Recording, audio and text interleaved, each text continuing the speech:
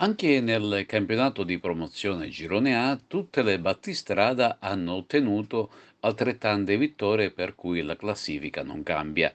L'Unitas Sciacca si aggiudica il derby con l'Empedoclina in rimonta. Grande paura al Gurrera quando una deviazione del Sacense Maniscalco regalava il vantaggio alla squadra granata.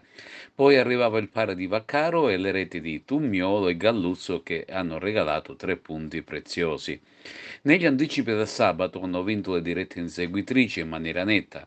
La Folgore sul campo del Casteldaccia per 0-4 ed il Casteltermine a Villabate per 0-3 con reti di Fofanà, una doppietta, e di Benedetto.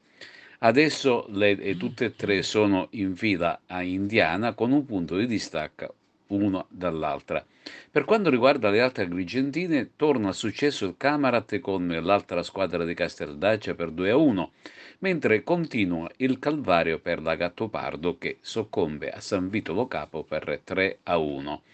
Chi sta risalendo la china pericolosamente è la Mazzarese, che ha sconfitto il Bagheria e si pone a 3 punti dal Casteltermine.